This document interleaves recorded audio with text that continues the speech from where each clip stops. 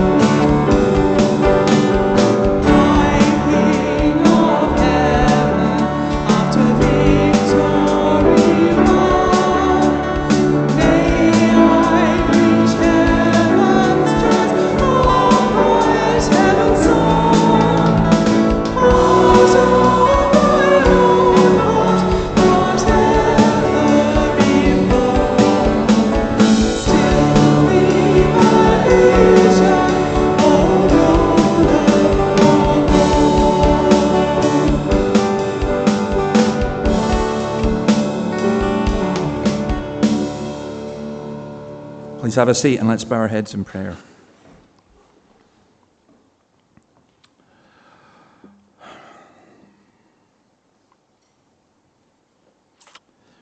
Oh Lord, it's so easy to come to a place like this and not to see, not to hear, not to understand. So we plead with you as we come into your presence that you would be our vision, that you would open our eyes. We pray that you would open our ears and open our minds that we may understand, and open our hearts that we may love and obey. But Lord, we come to you as those who are weak and those who struggle with so many things. Lift our eyes beyond the waves and enable us to see Jesus. And we pray for those who watch us online and those, O Lord, who are unable to be here, those who are sick. We ask, our God, that your hand would be upon them. And most of all, we pray for those who have no desire to come and hear your word, whether here or anywhere else. Lord, create in them that desire. So be with us as we worship you and hear our confession. Let's say this confession together. Words should be on the screen. You asked for my hands that you might use them for your purpose. I gave them for a moment, then withdrew them, for the work was hard. You asked for my mouth to speak out against injustice. I gave you a whisper that I might not be accused. You asked for my eyes to see the pain of poverty. I closed them, for I did not want to see. You asked for my life that you might work through me. I gave a small part that I might not get too involved. Lord, forgive my calculated efforts to serve you, only when it is convenient for me to do so, only in those places where it is safe to do so, and only with those who make it easy to do so. Father, forgive me, renew me, send me out as a usable instrument, that I might take seriously the meaning of your cross. Amen. And receive this assurance of pardon. While it is true that we have sinned, it's a greater truth that we are forgiven through God's love in Jesus Christ. To all who humbly seek the mercy of God, I say, in Jesus Christ, your sin is forgiven. Now, we're reading through the book of Isaiah. We're at Isaiah 31, and you're making the Robertsons work for their food today because Annabelle is going to be reading Isaiah 31.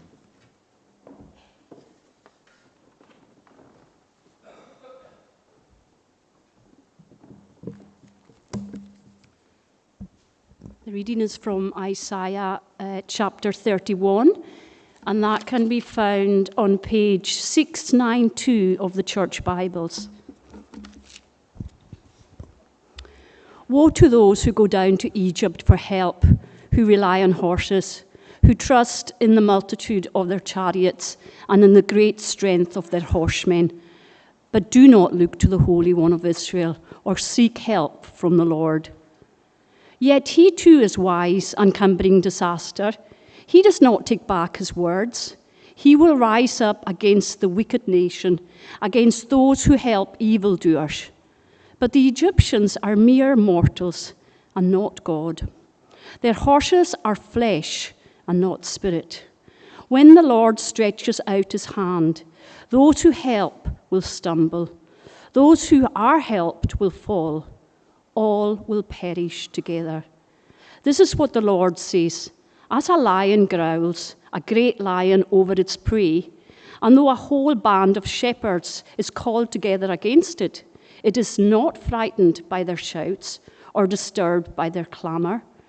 So the Lord Almighty will come down to do battle on Mount Zion and on its heights. Like birds hovering overhead, the Lord Almighty will shield Jerusalem. He will shield it and deliver it. He will pass over it and rescue it. Return, you Israelites, to the one you have so greatly revolted against. For in that day, every one of you will reject the idols of silver and gold your sinful hands have made. Assyria will fall by no human sword. A sword not of mortals will devour them. They will flee before the sword, and their young men will be put to forced labor. Their stronghold will fall because of terror at the sight of the battle standard. Their commanders will panic, declares the Lord, whose fire is in Zion, whose furnace is in Jerusalem. This is the word of the Lord. Thanks be to God. Okay, now we're going to pray for North Korea. It's an amazing country. In my previous congregation, we had a young man from Northern Ireland, I'll not say his name, whose whole mission in life was to go to North Korea, and he did. And quite remarkable. I've read, there's an excellent book published by the Banner of Truth, I think, called The Korean Pentecost. And at one point, North Korea was the most Christian nation in the world. You could hardly believe that, would you? At the beginning of the 20th century, there was this just massive outpouring of the Spirit, and so many people were converted. And then after the Second World War, the communists came to power, and there was this massive persecution, and many fled to South Korea. But there are still many Christians in North Korea, and it's very dangerous. If you're found with a Bible, you can be killed. You probably will be killed. If you don't engage in emperor worship, as we might say, you can be killed, and you would be killed. But God's word is not chained. And just one story from that in terms of Korea, there was a missionary. He was actually from a place very near a farm that I worked on and lived on in Nig in Easter Ross. And he learned Korean. He just went and learned it. And then he went to Korea in the 19th century. And he was killed before he could get off the boat. He'd taken Bibles. He'd translated the Bible, the whole Bible. And when American missionaries went a few years later, they found people there who were already Christians because the Bibles hadn't been destroyed. They'd got ashore and people had started reading them and had been converted. I mean, it's really quite remarkable. But I think North Korea is absolutely the most dangerous country in the world to be a Christian. So obviously we pray for the church. Its size is 120,549 square kilometers. And using the standard unit of measurement, that's 1.5 times the size of Scotland. It's 26 million people, 2% Christian. And there are 50 Norkorozis, as I call them, 50 people who've largely basically defected and managed to escape. And incidentally, they normally escape by going through China. So please remember the people of North Korea and pray that they would be freed from their tyranny. Terry is going to lead us in prayer.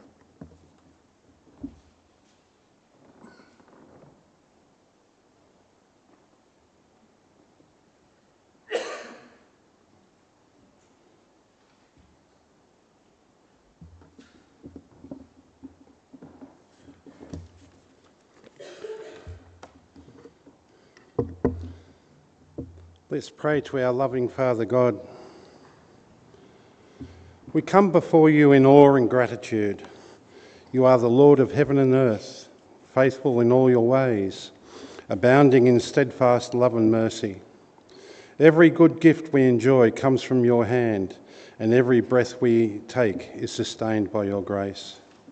We thank you for your kindness to us in Christ, for the forgiveness that we have received, for the privilege of being called your people, and for the sure hope we have in your promises. Yet, as we draw near, we do so humbly, aware that we have fallen short in loving you with all our heart, soul, mind, and strength, and not leaving our neighbour, loving our neighbour as ourselves. We confess our sins of thought, word, and deed, the things that we have done and the things that we have left undone. Forgive us, gracious Lord. Renew us by your Spirit and restore us to obedience, that our prayers and our lives may honour you. We thank you for calling us to be your church, the body of Christ, gathered by your grace and sustained by the Spirit. We pray for our congregation that we grow in faith, hope and love, deepening our trust and our care for one another. Help us to show others the way to you through the preaching of your word, through our ministries, and most of all through our lives and example. We give great thanks for the return of David and Annabelle home, refreshed, encouraged and excited about the opportunities and challenges that face us in the coming seasons at Scots Kirk. We are so thankful that you have entrusted David with leadership and service amongst us. And grant to our ministry leaders and all those who serve you your wisdom that is shaped by your word and clarity of understanding rooted in your truth. Lord, for those who are sick, suffering, lonely, or just in need of your presence, we ask that you touch them with your healing, with your guidance, with your peace. You know those on our list of prayers, but hear us now as people in this congregation. Lift out loud the names of those for whom we ask your blessing. And we continually pray for the community around us, the poor, homeless, unemployed, elderly, and those that we witness experiencing domestic violence or addiction. We pray for your blessing on the various institutions and organisations to receive adequate resourcing that makes a difference. Heavenly Father, our news broadcasts are currently full of both man-made and natural disasters. We bring before you those who are caught up in suffering, loss and fear. We ask for your mercy and relief where devastation is overwhelming, for peace where there is conflict, and for justice and truth where harm has been caused by human sin and failure. Surround the injured, the displaced, the grieving and the forgotten with your protecting care, and strengthen all who bring aid and comfort. During this despair, reveal yourself as the God who sees and saves, and by your Spirit bestow upon those who feel hopeless, that they may know your presence, your compassion, and your redeeming love in Christ. We are praying for your will would be done on earth as it is in heaven, through Jesus Christ, our Lord and Saviour. Amen.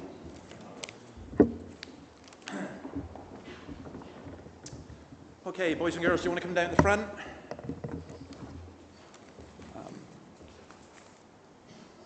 Margaret, I see your name is on the sheet, but I was kind of assuming that you weren't. So good. That's okay, because I wanted to have a chat with them anyway, but I didn't want to offend you. So, come on, how are you doing? I haven't seen you for ages.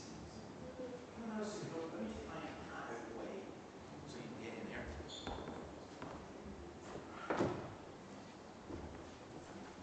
That's right, I saw you.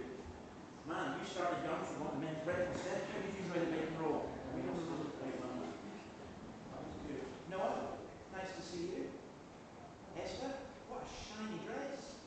Where'd you get that? You should get me one of those. That would work. Yeah, it's a girl's, yeah, fair enough. Okay. Listen, okay. So I'm going to tell you two stories, and then I'm going to, because it's about what we're going to look at in the Bible later on. So here's the first one. I know a boy who got really, really angry with his sister, and you know what he did? He took a ball and he threw it at her as hard as he could. But he missed her and it hit the wall and it bounced off the wall and hit his head. And then he started crying. And he said to his mum and dad, my sister hit me, but she didn't. He did it. And it bounced. Now, we're going to look at something in the Bible that says sometimes that you can do something, but it will have what we call consequences. You know, stuff happens. So here's another example of that, but slightly different.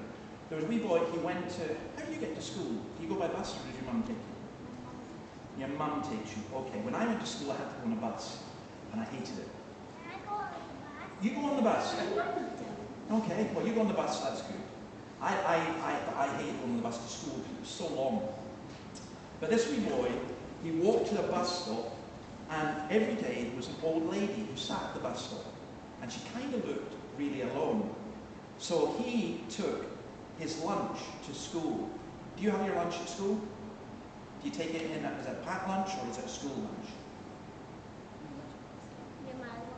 lunch? In your lunchbox. Okay, so you know what a lunchbox is? This wee boy had a lunchbox. And sometimes what he would do is he'd open the lunchbox, and in the lunchbox he'd have a banana, and a sandwich, and a carton of juice, and a biscuit. And he would take the biscuit and he would give it to the old lady and say, "Here you are." And she would always take it. So that went on for a couple of years. And then as he grew up, he got a bit older, he got to about 13 years old, and his dad got a phone call. His dad said to him, "Come with me." And they went round, and it was the old lady's house. And when they went in, do you know what was there? She bought him a brand new BMX bike. Just because he was so kind to her. And that was years before he was kind to her. Now, he didn't give her a biscuit so he could get a bike. So if you give someone a biscuit, you don't go, "Here's a biscuit, give me something back." He just did it out of kindness. So there's a really important thing here. If you're nasty to people, that'll bounce back. And if you're kind to people, that will also bounce back. So that's really a really important thing. And when we get it wrong, we can always ask Jesus to forgive us, but he does want us to be kind. And that's really important, and to share what we've got. So, let me pray for you. All right, Asher. Lord, thank you for each of the children here, and we pray that you would help us to be kind, you would help us to be gracious, and you would help us to realize that what we sow today, we reap tomorrow. In your mercy, we thank you that you have forgiven us for our sins. But Lord, help us to realize that as we do kindness in this world today, we may get no reward immediately, but there will be fruit and there will be blessing. So we ask this in your name. Amen. All right, guys, I'll talk to you at the end of the service, okay? And you can tell me all your news and everything that's been happening. All right, apart from getting shiny dresses. Nice to smell.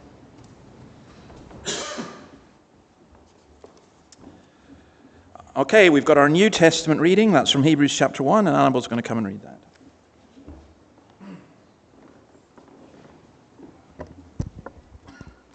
Our reading is from Hebrews chapter 1, and it can be found on page 1161 of the Church Bible.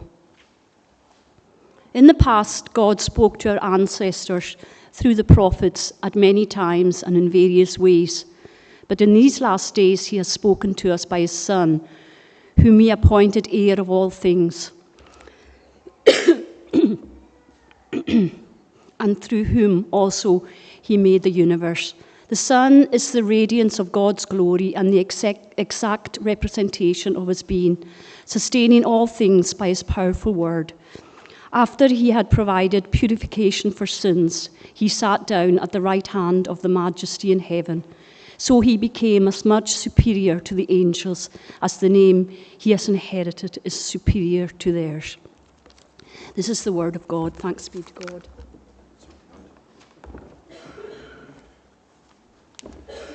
That is a short passage, but I want to suggest something to you. It's really good to meditate on God's word.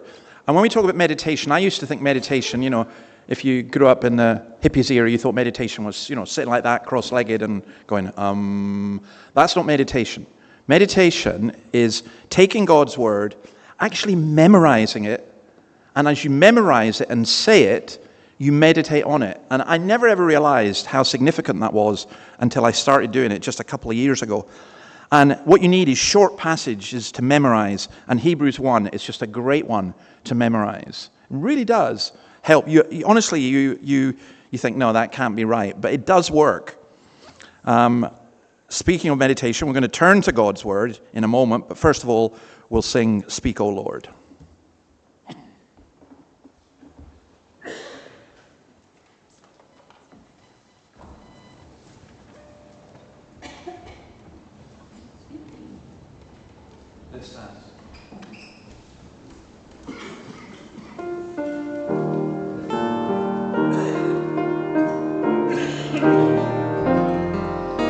Speak, O Lord, as we come to you to receive the food of your holy word.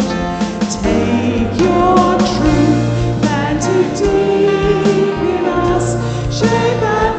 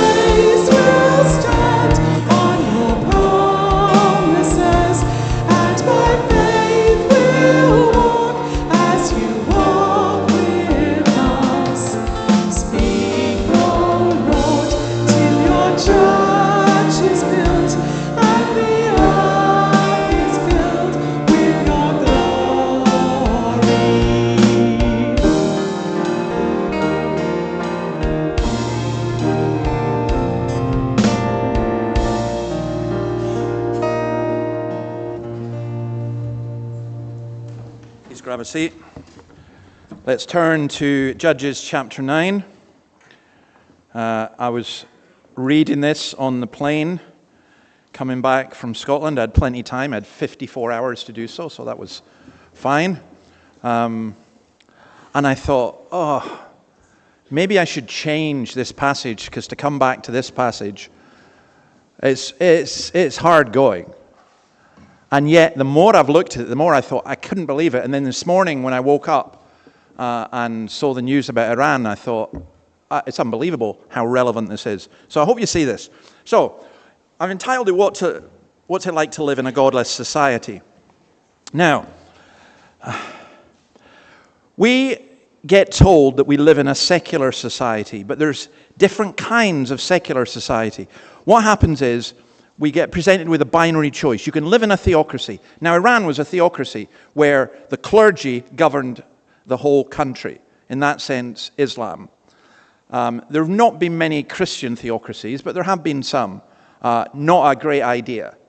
You do not want the Pope running your country. You do not want Archbishop Kanishka running your country. And you absolutely do not want me running even your town council. You just don't. That should not be the role, but that's theocracy. And then people say secular society is a society without God. Literally, secular is actually what that means. But traditionally and normally, that's not how it's been understood in Western society. In Western society, we have a Christian secularism. Now, what is that? It sounds contradictory. It's not. It's based on the teaching of Jesus, one of the most radical teachings of Jesus, that you give to Caesar what is Caesar's, you give to God what is God's. So to put it bluntly, we don't get to determine the speed limit out there. But the state doesn't get to tell me what I should preach. Okay? So, or how we should worship God. Now, the trouble that's occurred in our countries, in Australia, in the UK, not so much in America as yet, but heading that way, is that the people who run the country have gone for the very narrow definition of secular, which is Alistair Campbell's thing. Alistair Campbell was Tony Blair's publicity officer, and Blair was asked, did you and George Bush pray together? And his response was a very famous one, we don't do God. Now, if that's true, think of this. I thought these are some of my favorite quotes on that subject. Dostoevsky, who you can never go wrong with. If God does not exist, everything is permitted. Or Pope Benedict, my favorite pope. You may find it strange to hear a Presbyterian minister saying that, but he really is. And he was a brilliant thinker. And he said this, a society without God, a society that does not recognize him and regards him as irrelevant, loses its sense of direction. With the disappearance of this moral compass, we struggle to differentiate between right and wrong. And we do. What's right? What's wrong? Who tells us what's right and what's wrong? How do we work it out? Ronald Reagan, who I wouldn't normally quote, but sometimes he got it spot on. Without God, there's a coarsening of the society. And without God, democracy will not and cannot long endure. If we ever forget that we're one nation under God, then we'll be a nation gone under. And then this is probably my favorite quote, and you need to think about it. T.S. Eliot, the poet, and the wind shall say, here were decent godless people, their only monument, the asphalt road and 1,000 lost golf balls. Now, what's he saying? He's saying that we get technology and we get entertainment with secularization without God. By the way, if you ever want any of these quotes or anything, just email me, let me know. I'll send you the whole slide thing. That's no problem. So, like the Italian proverb says, if you leave God out of your reckoning, you don't know how to count. What's interesting in this chapter, in chapter 9, is that God as the covenant Lord is not mentioned at all. The name God is used twice, but it's used in a much more distant sense. And this is a chapter which has leaders ignoring God, except for one. And I see it as so relevant to our culture. The EU, when they drew up their renewed constitution, despite the history of Christianity in Europe, and despite Christianity making Europe, deliberately left Christianity out of it. Not even in their history. It's astonishing.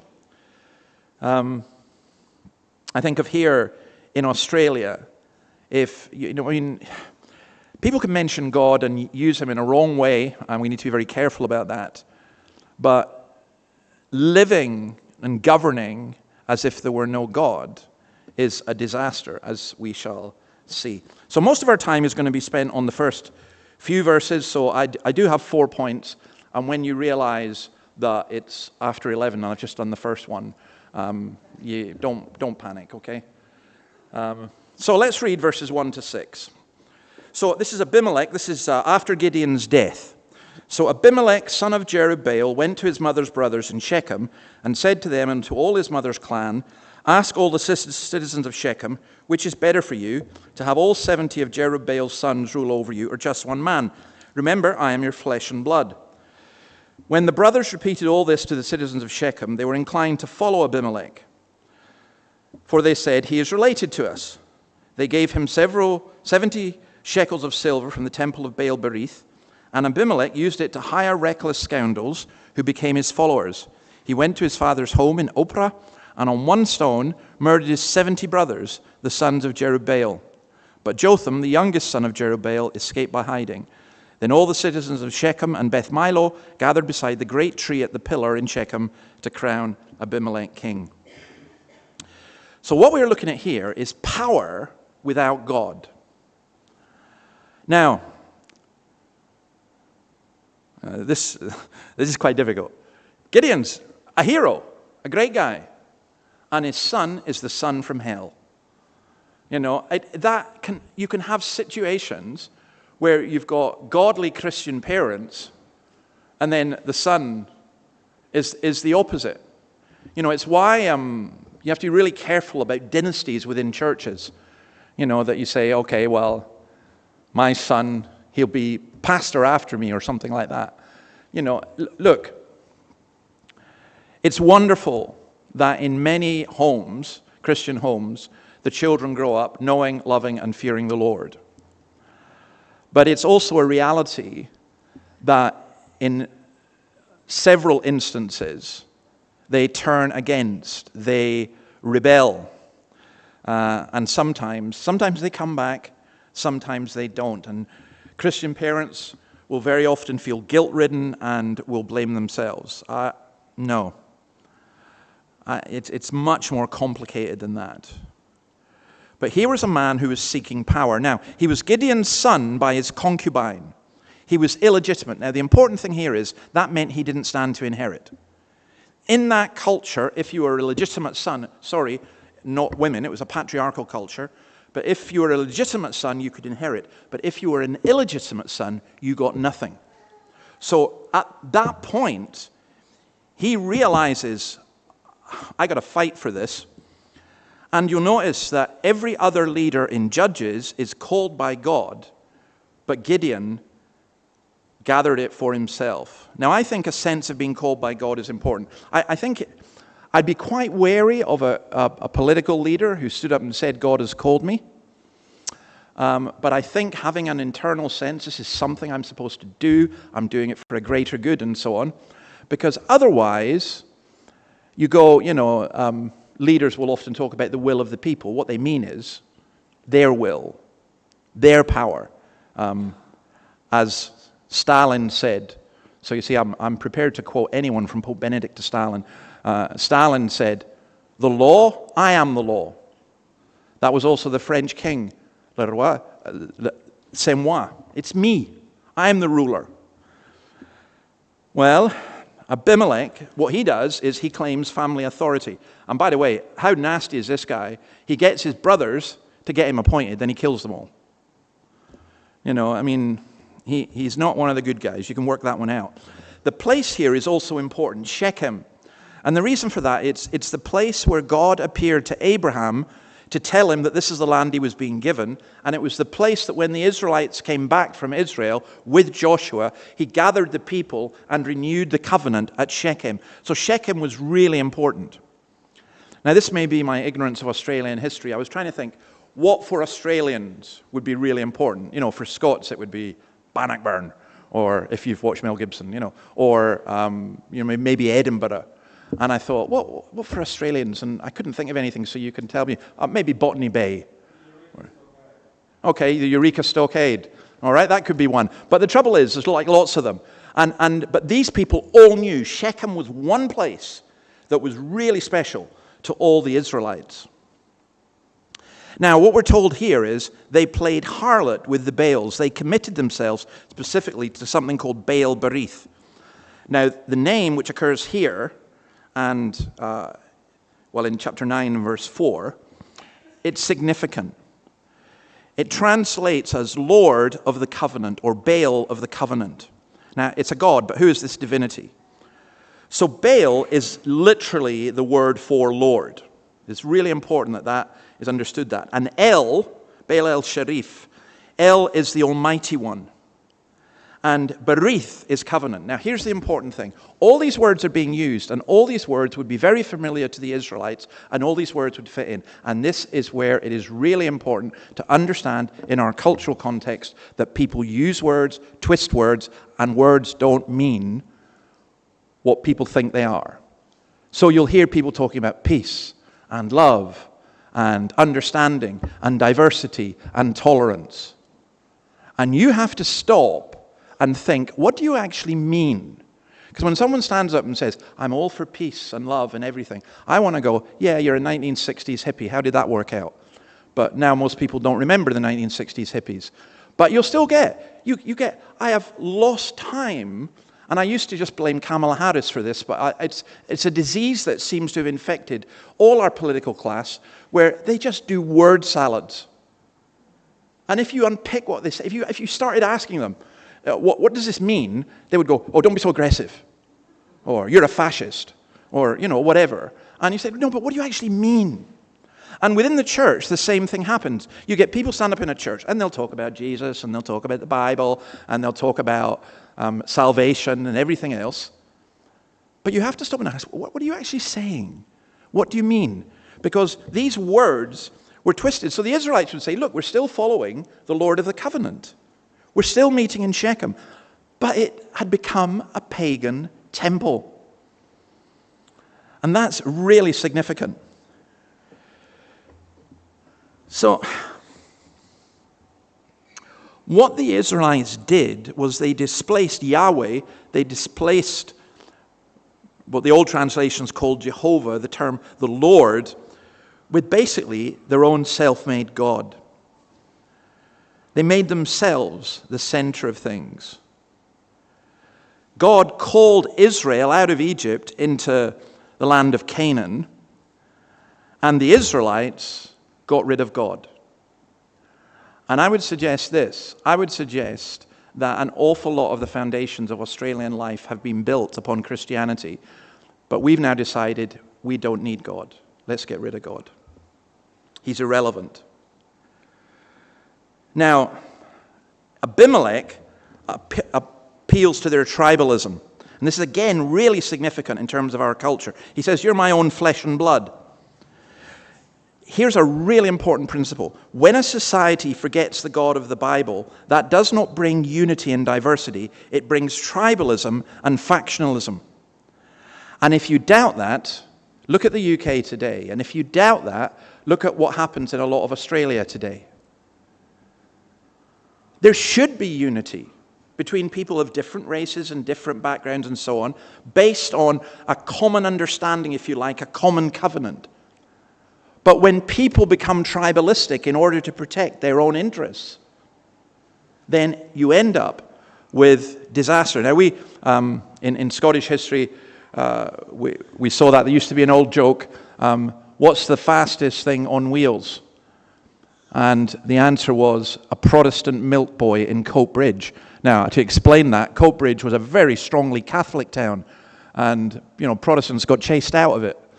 Now we've had areas. I was up in Maitland, and apparently the Free Church guys had a fight with the Catholics, and a couple got killed in the 19th century. Well, I'm glad those days are over, because that was absolutely ridiculous. But there's different kinds of tribalism coming in, and I don't want to blame the Muslims for this, But you do, when you get people coming and they've got a religion which encompasses everything, including politics and how they live and what they eat and everything, and they all stay in the same place, of course you're going to get ghettos, and of course you're going to get division. And I think that's what's happening in different ways. So, what happens? They get money from the temple of this false god to facilitate Abimelech's rise to power. And again, I think that's so applicable to our culture. Follow the money. Who's going to give me money? To give another illustration from religion, there's a big scandal about the Christian Brethren, who were a very good Christian group in general. My parents were Brethren. I grew up in the Brethren. But the closed Brethren here have become a money-making racket. And if the ABC have actually done a pretty good expose, and so have the Sydney Morning Herald. I'll commend them this time for what they have done. But one of the things that was happening was they were taking millions and using it for political influence. Buying power. Well, that's what happened here. And then you get violence. Abimelech murders his own family, all of them. And here authority is a matter of naked power. And I think again of the Ayatollah in Iran, and I cannot express sorrow that he's gone, because a month ago he killed more than 40,000 of his own people. And so many people in the West just ignored it, which is astonishing. He probably killed more people than have been killed in the whole of Gaza, and there are no protests about that. A bloodthirsty, cruel man who reckoned that if he just killed his opponents, he would get away with it. So I think there are lessons for choosing a leader. There are pragmatic arguments in terms of church and in terms of society as well. You might, for a political leader, you might say, oh, I'm going to vote for him because he'll cut my taxes, or he'll pay my student loans, or protect my pension. But God actually wants men and women of character. There are lots of Abimelechs today, and I hate to say it, but there are a lot of Abimelechs in the church too. And that's how you end up with church abuse, because you get men, and it's usually men, who take the power and who abuse it. And it's horrific.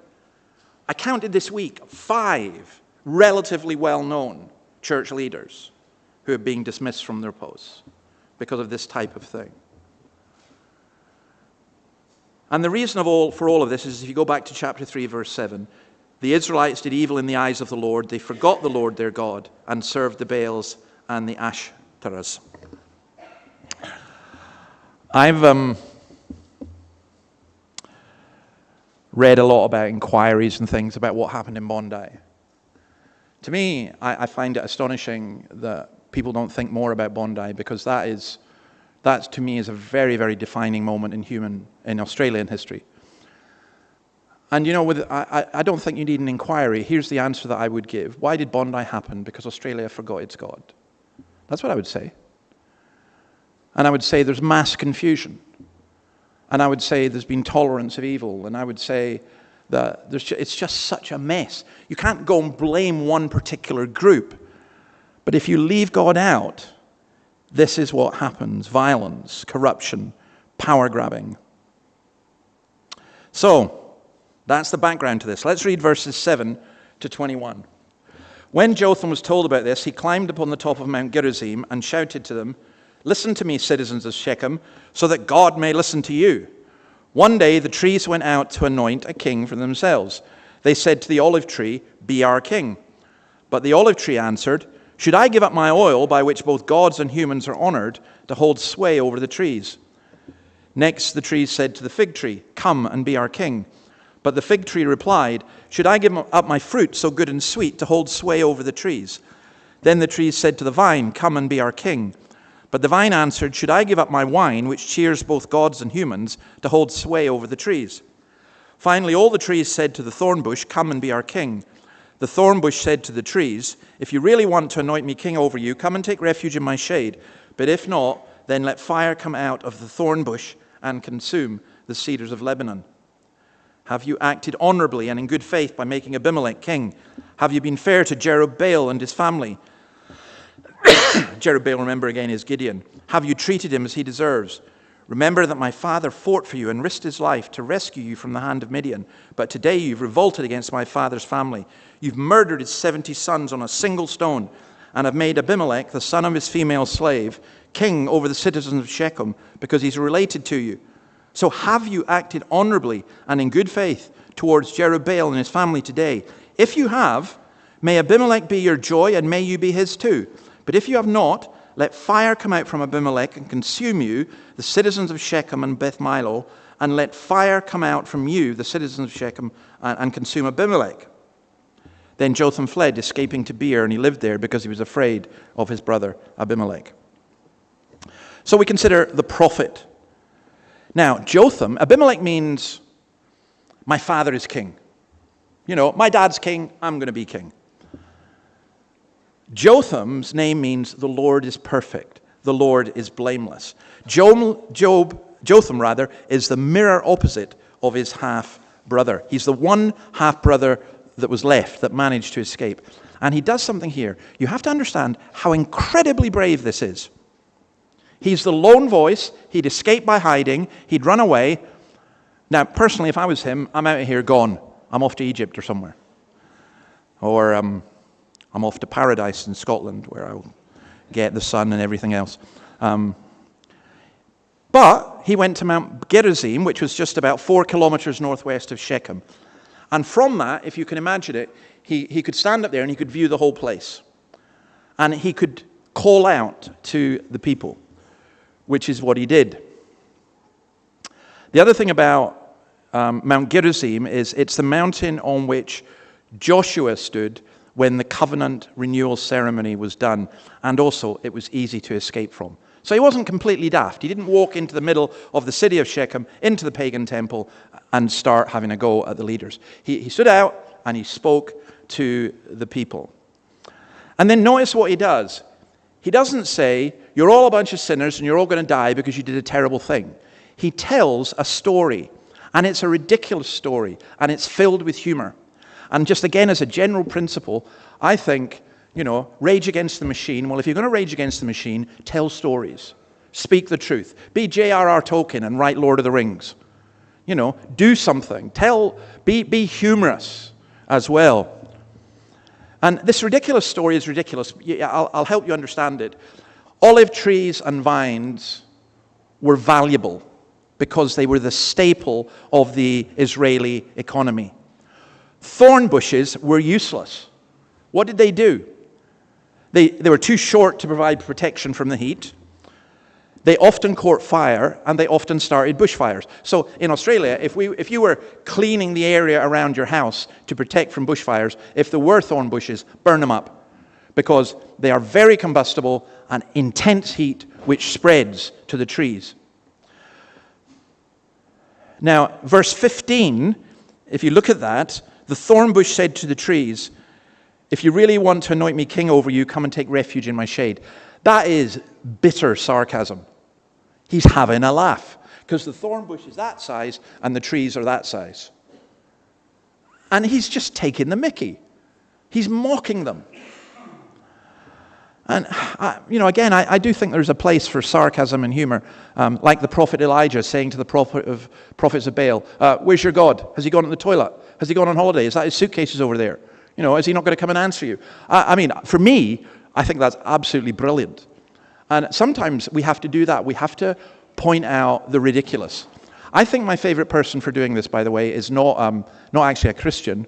It's J.K. Rowling, who, apart from writing the books, my goodness, I would not want to get on the wrong side of J.K. Rowling having her tweeting against me, because she's utterly brilliant, she's really funny, and really ruthless. If you want to doubt that, go to X if you're on X, and look up the latest from J.K. Rowling on Nicola Sturgeon. If I was Nicola Sturgeon, I'd be going away and hiding with that one. It's burn, and that's what Jotham does.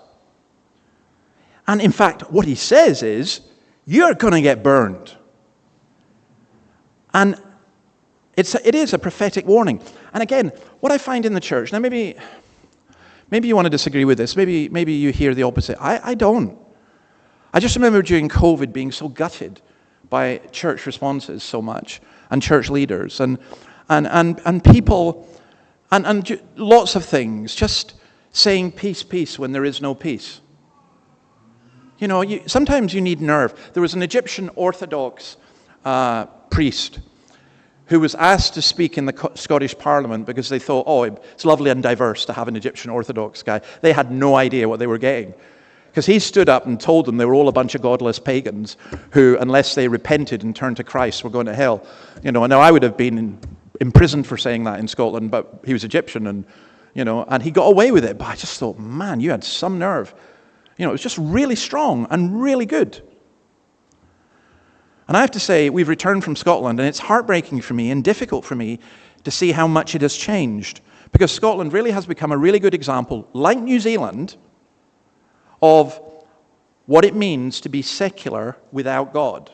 Scotland was known as the nation of the people of the book. The vast majority of people wouldn't even know what the book is, and 20% of them wouldn't be able to read it because they're illiterate. And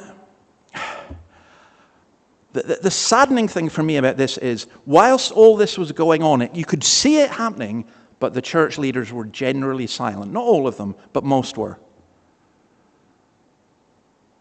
We mustn't say anything that upsets people. You win people over by love. Well, yes, you do. But you can also tell the truth, and you can use sarcasm and humor and lots of other things. I think, I don't know, maybe I'm wrong. I mean, I was only a child in the 1960s, you know, probably just Noah's age. So I'm not saying I was into politics when I was Noah's age. But I do kind of retrospectively remember this.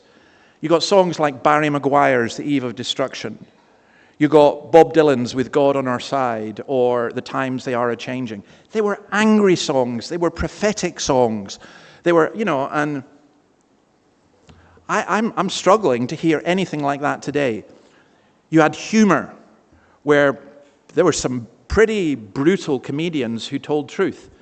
And now they just echo, generally, the culture.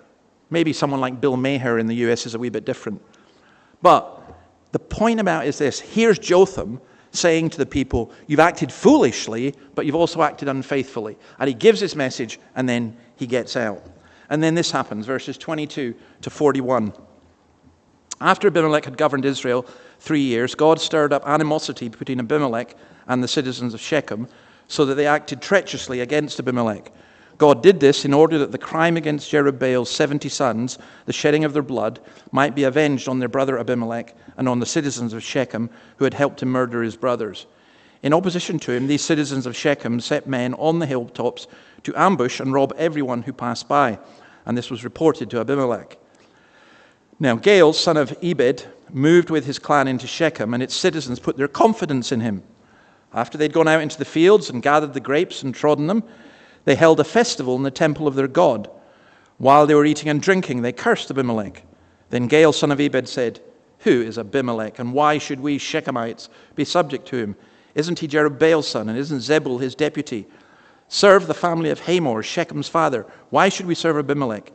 If only this people were under my command, then I would get rid of him. I would say to Abimelech, call out your whole army.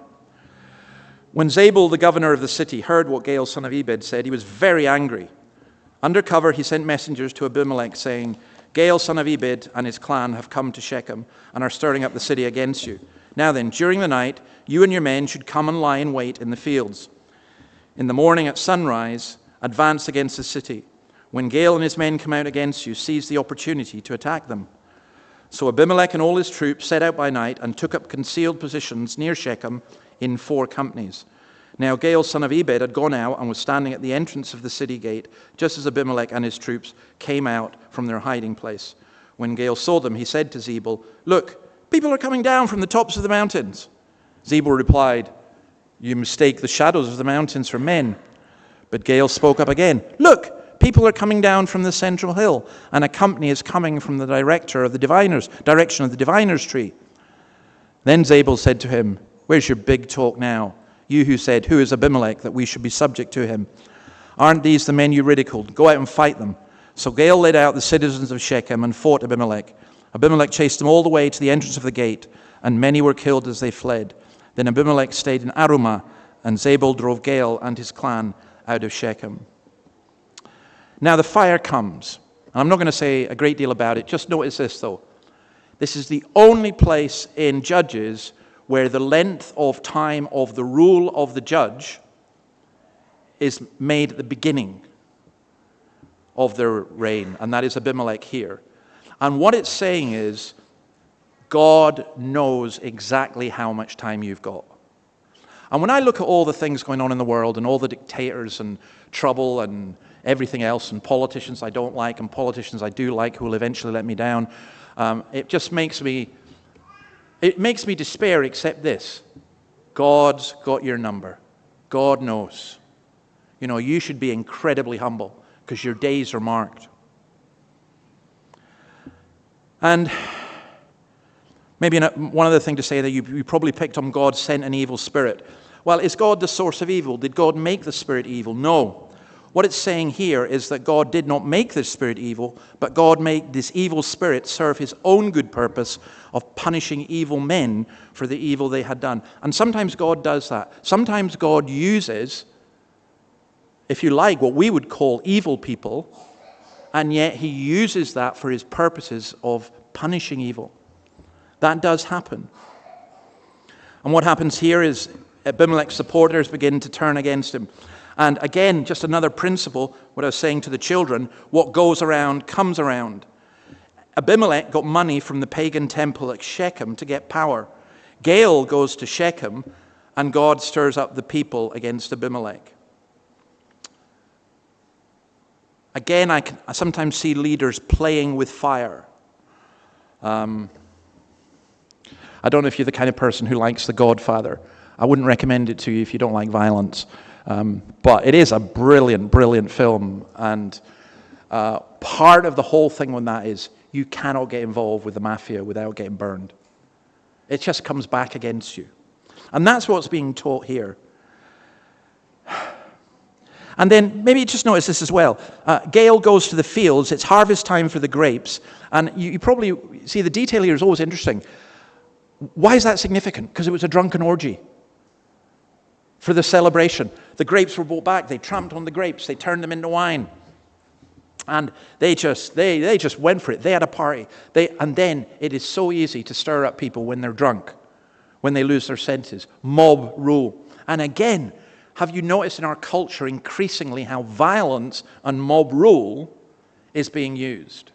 So today, I don't think this is incredible at all.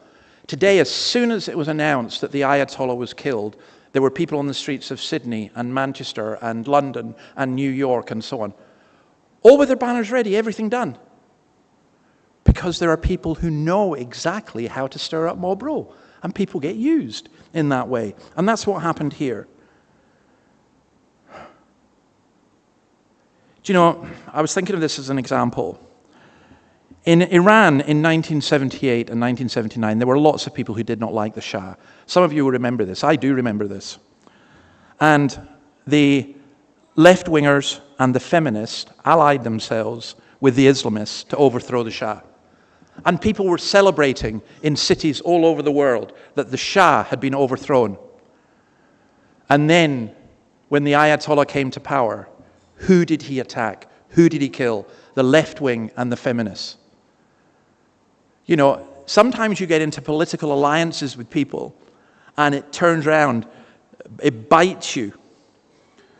I think that it is utterly bizarre that in the West today, progressives are supporting Islamists, and you get ridiculous things like, the most ridiculous political thing I've ever seen are people going on marches with banners saying queers for Gaza. Because if you were queer in Gaza, you'd be thrown off the roof. It doesn't make any sense, but it doesn't matter, because again, that's the principle of confusion. All right, let's come. Abimelech wins the battle, but that's not the end of the game. Let's come to the last bit. Verse 42. The next day, the people of Shechem went out to the fields, and this was reported to Abimelech. So he took his men, divided them into 3 companies, and set an ambush in the fields. When he saw the people coming out of the city, he rose to attack them. Abimelech and the companies with him rushed towards a position at the entrance of the city gate. Then 2 companies attacked those in the fields and struck them down. All that day, Abimelech pressed his attack against the city until he had captured it and killed its people. Then he destroyed the city and scattered salt over it. On hearing this, the citizens in the tower of Shechem went into the stronghold of the temple of El-Berith. When Abimelech heard they assembled there, he and all his men went up to Mount Salmon. He took an axe and cut off some branches, which he lifted to his shoulders. He ordered the men with him, "Quick, do what you've seen me do." So all the men cut branches, followed Abimelech. They piled them against the stronghold and set it on fire with the people still inside. So all the people in the tower of Shechem, about 1,000 men and women, also died. Next, Abimelech went to Thebez and besieged it and captured it. Inside the city, however, was a strong tower, to which all the men and women, all the people of the city had fled. They'd locked themselves in and climbed up on the tower roof. Abimelech went to the tower and attacked it. But as they approached the entrance to the tower to set it on fire, a woman dropped an upper millstone on his head and cracked his skull. Hurriedly, he called to his armor-bearer, "Draw your sword and kill me, so that they can't say a woman killed him." Man, by the way, that is some deep, deep misogyny. When you're dying and all you're concerned about is, don't let it be said a woman killed me. I mean, if you're that misogynistic, you're in real trouble. So his servant ran through him and he died. When the Israelites saw that Abimelech was dead, they went home. Thus God repaid the wickedness that Abimelech had done to his father by murdering his 70 brothers. God also made the people of Shechem pay for all their wickedness. The curse of Jotham, son of Jerubbaal, came on them. The city that rejected God is flattened. Its temple is burned down. And even its land, its chemical warfare, putting salt on the land, destroyed it. Abimelech himself is a very angry man. And this is what tyrants do. He just wanted to suppress opposition. For him, power equals slaughter.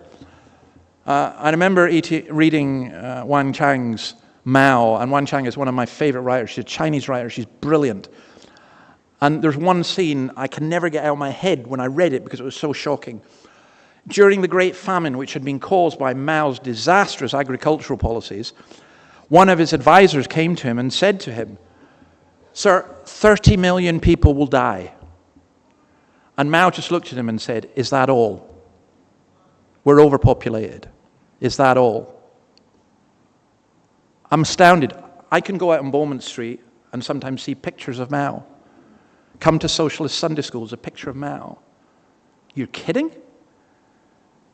You're really kidding? But no. People sometimes see these people as heroes. Well, Abimelech himself is killed. He goes to Thebez a few miles away. We know nothing about it. He's winning. Everything seems to be going his way. But then God intervenes, and it's a ridiculous story and almost quite amusing. The stone of the millstone, the upper stone, is a small one.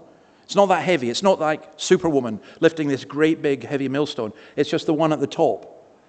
But she must have had a really good aim, you know, because she's up there and she just goes clonk and lands right on his head, and that's enough to fatally wound him. Now, have you noticed something here? What did Abimelech do to his family? He killed them all on one stone. That's what it says at the beginning. He killed them on one stone. And he himself is killed by one stone. That's what I love about this kind of the irony and the details that are in the whole Bible. And so, let me kind of summarize this. Look, God is there. You can see verse 56 and 57. God repaid the wickedness. God. Now, in Romans 1, we're told the wrath of God is being revealed from heaven against all the godlessness and wickedness of people who suppress the truth by their wickedness, since what may be known about God is plain to them, because God has made it plain to them. I love what Tim Keller says about this. This is how God's judgment works. We think God's judgment and we think lightning or something. But normally, no. This is how it works. Keller says God's judgment comes silently. It comes after a wait, and it comes through the outworking of human sin. God doesn't need to send a lightning strike. He just needs to let things play out. He withdraws his mercy, and he leaves us to get on with it. So the stupidest thing for any human being to do is to demand human autonomy. It's my body. I'll do what I want with it. It's my life. I'll live it my way. Well, if God lets you do that, you are going to destroy yourself and you're going to destroy the people around you. It's so important to grasp this. Or another way of looking at this in terms of evil and judgment and everything else. God is not obligated to show grace to sinners. That should be obvious because it wouldn't be grace if he was obligated. Right? God could just justly let us all go to hell. He could let us just get on with things. We plead with the Lord to have mercy on Australia, or to have mercy on the church, or to have mercy on the UK or America or China or every country throughout the world. But God is not obligated to do that. God is also sovereign over evil. Evil is destructive by its very nature, but as St. Augustine argued, only God can bring good out of evil. And I think for the Christian, it is so important for us to grasp that. Why has this evil happened? Well, God can bring good out of evil. And then this, commonplace events can be specific judgments of God. Commonplace events can be specific judgments. They're not always seen as that, but they can be. And then I would also say this, there are foretastes of heaven in this life, but there are also foretastes of hell in this life. And there is a fire coming. There is a great fire of judgment. And you do not want to be the person who's saying, I'm going to stand before God and tell him what he should have done, or how I would have done it better, or I'm going to justify myself. Because there is a fire coming that will burn away all your pride. It will burn away every pretense that you have had, and it will leave you standing naked before a just and holy God. All the dross you've got in your life, it'll burn up. And it's a terrifying prospect, and it's meant to be, and that's why Jesus teaches about it so much. Because, why? Because God, there's a promise that comes. We're going to look at this in the Romans Road tonight at 5 o'clock in more detail, so it's kind of like part 2 with this. But next week, we're going to see more of God's mercy to Israel in chapter 10. But for us, that mercy is seen in Christ, because we need a leader who will rescue us from ourselves. Who is going to rescue us from ourselves? I'm not ashamed of the gospel, says Paul, because it's the power of God that brings salvation to everyone who believes, first to the Jew, then to the Gentile. For in the gospel, the righteousness of God is revealed, a righteousness that is by faith from first to last. Just as it is written, the righteous will live by faith.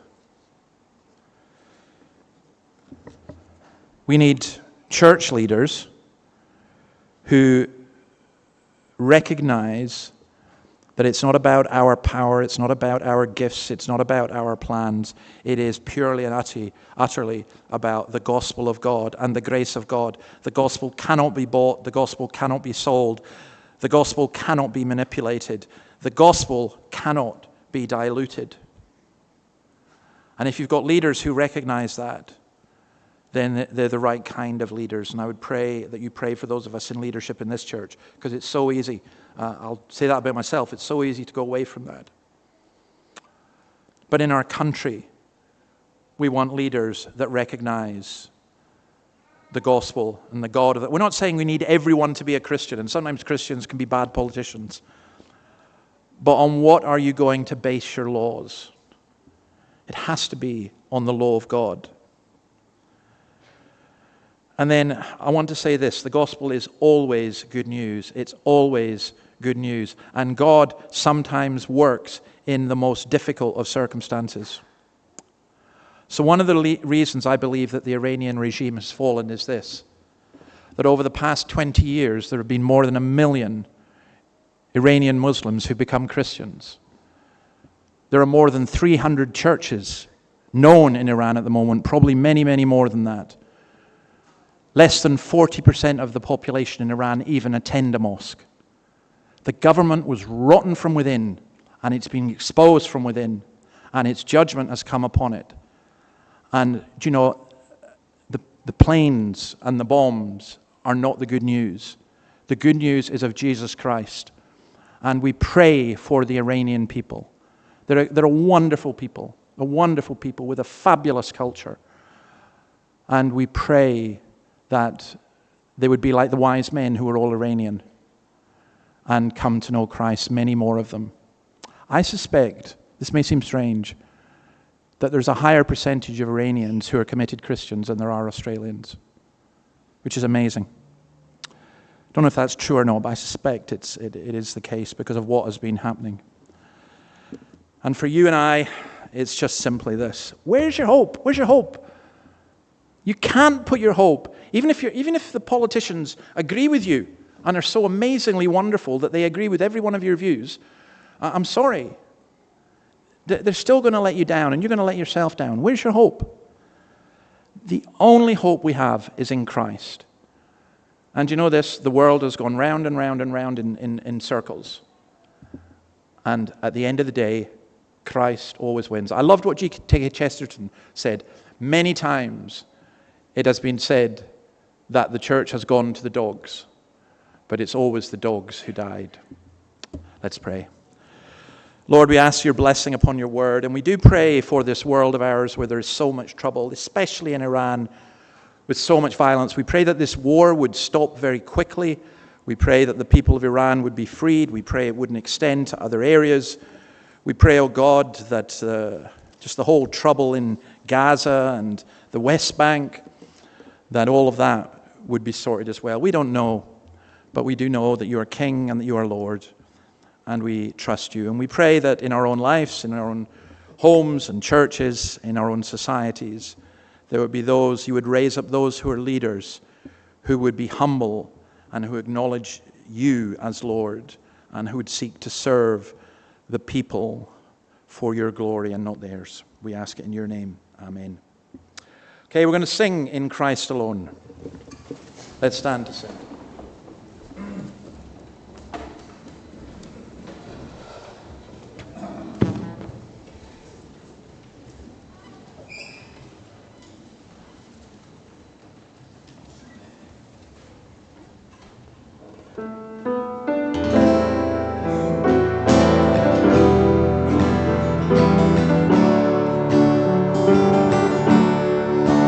Christ alone, my hope is found.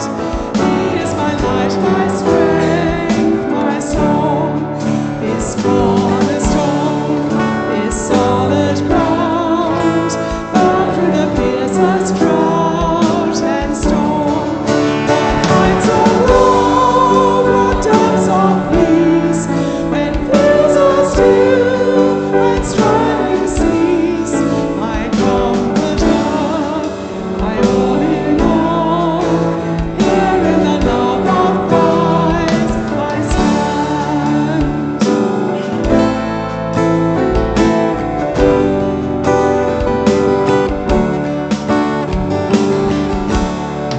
In Christ alone, who took on flesh, fullness of God in helpless babe, this gift of love and righteousness, scorned by the ones he came to save. Till on that cross as Jesus died, the wrath of God was satisfied. For every sin on him was laid. Here in the death of Christ I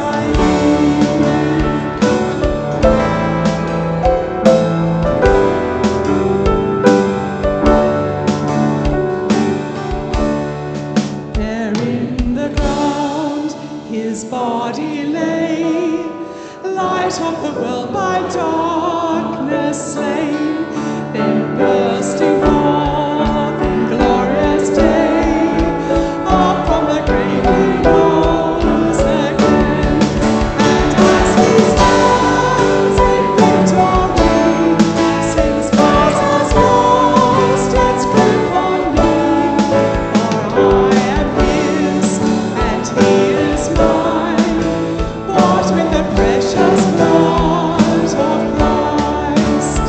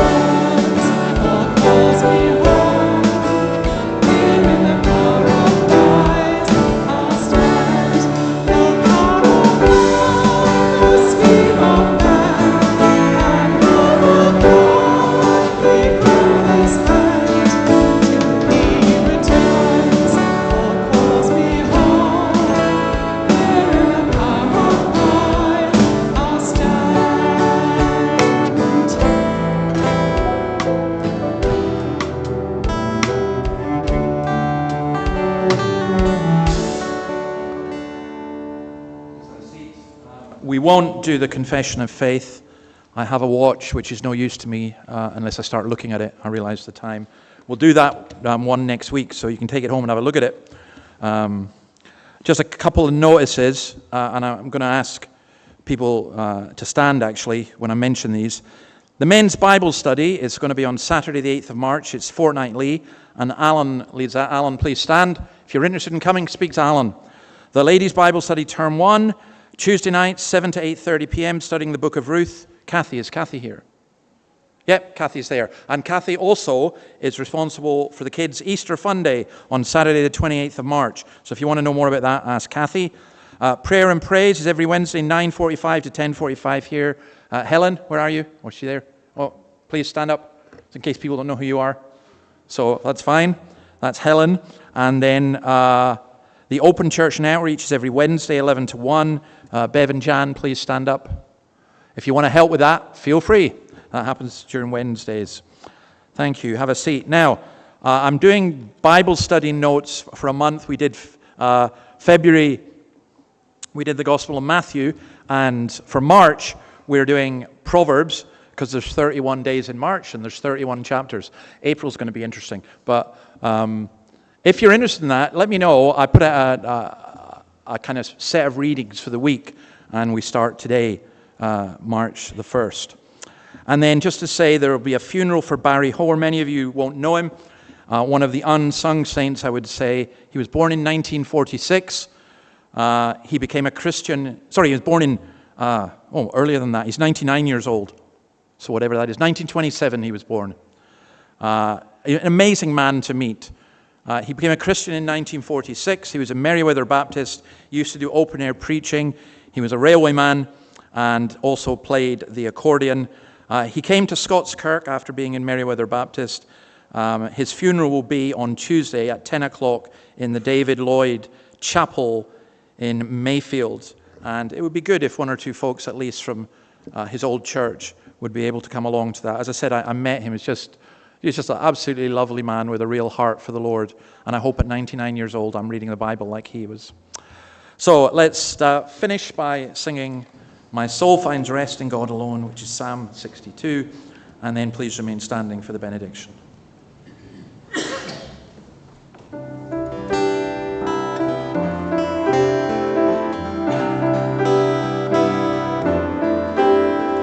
My soul finds rest in God alone, my rock and my salvation, a fortress strong against my foes, and I will not be shaken.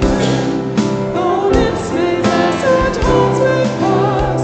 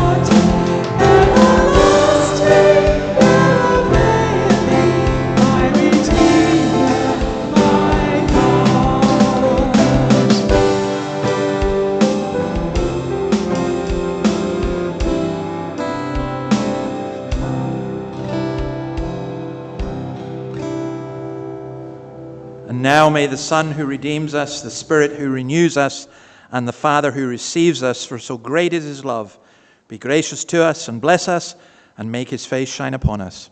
Amen. Amen. There's refreshments through in the hall. Please do join us.